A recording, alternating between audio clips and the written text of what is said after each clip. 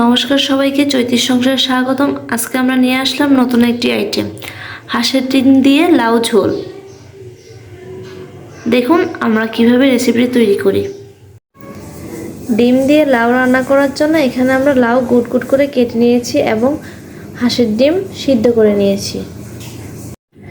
এখন ডিমেতে লবণ হলুদ মেখে আমরা ডিমগুলো ভেজে নেব। ডিম ভাজার জন্য আমরা চুলোতে একটি প্যান বসিয়ে দিলাম এবং তাতে সরিষার তেল দিয়ে দেব।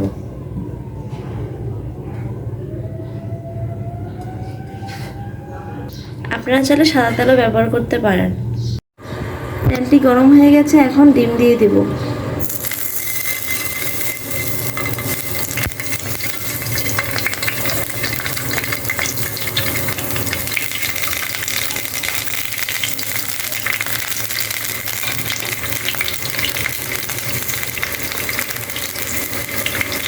হলুদ দিয়ে দিলাম,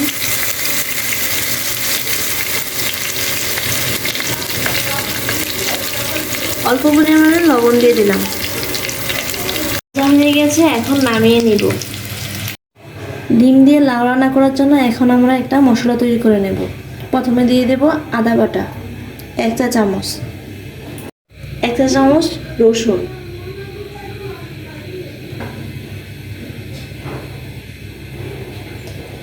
স্বাদ অনুযায়ী কাঁচামরিচ বাটা। কাঁচামরিচ বাটাটা আপনাদের পরিমাণ মতো।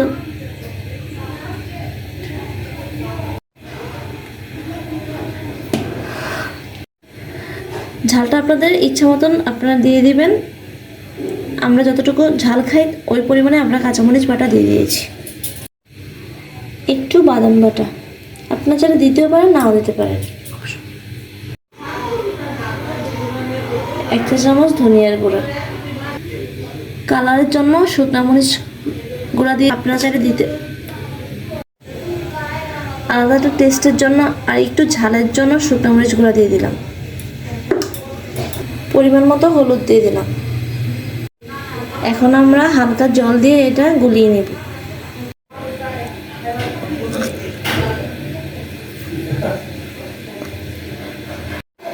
এক কাপ পরিমাণে পেঁয়াজ কুচি নিয়ে নিলাম। ডিম দিয়ে লাউ রান্না করার জন্য এখন তেলেতে আমরা জিরা দিয়ে দেব।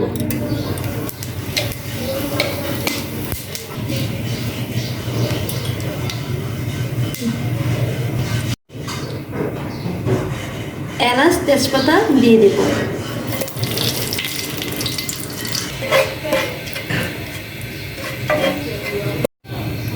পেঁয়াজ দিয়ে দেব।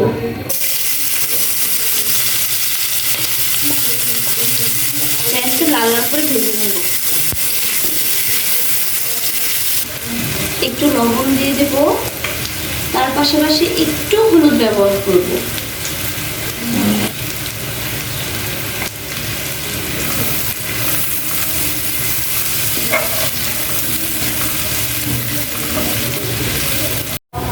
পেঁয়াজ ভাজা হয়ে গেছে, এখন আমরা তাতে মশলা দিয়ে দেব।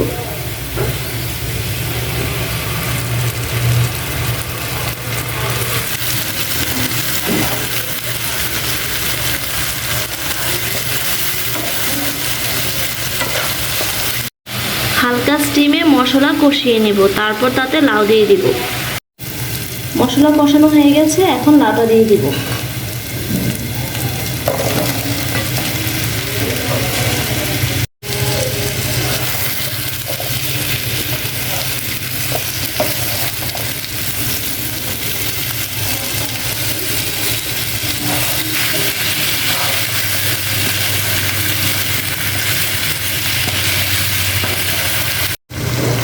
লাউ হালকা ভাজার পর অটোমেটিকলি জল বের হয়ে গেছে, আমরা এক্সট্রা জল অ্যাড করব না। কিছুক্ষণের জন্য লাউ ঢেকে দেব। এখন পরিমাণ মতো লবণ দিয়ে দেব।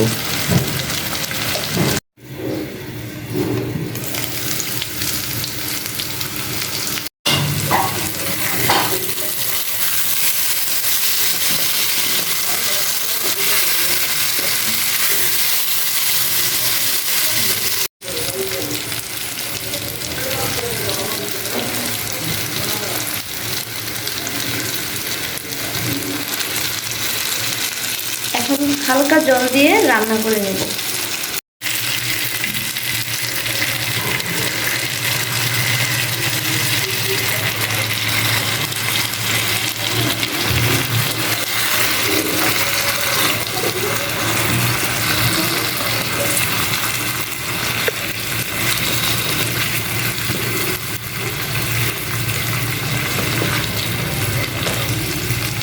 এখন আবার কিছুক্ষণের জন্য ঢেকে দেব।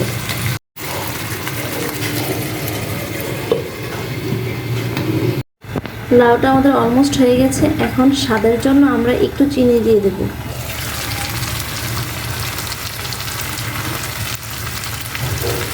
এখন জিরের গুঁড়ো দিয়ে নামিয়ে নেব।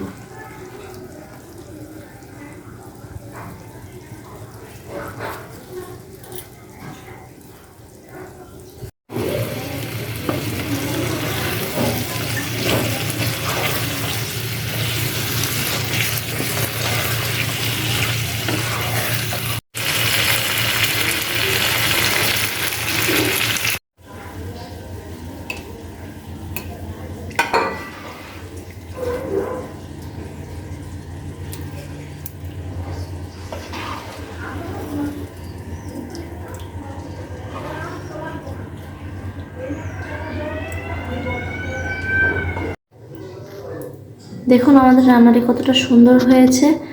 আমরা খেয়ে অবশ্যই কমেন্ট বক্সে জানাবো কেমন হয়েছে, এবং আপনারা বাড়িতে ট্রাই করে কেমন খেলেন কমেন্ট বক্সে জানিয়ে দেবেন। অবশ্যই আমাদের চ্যানেলটি সাবস্ক্রাইব করতে ভুলে যাবেন না। ধন্যবাদ সবাইকে।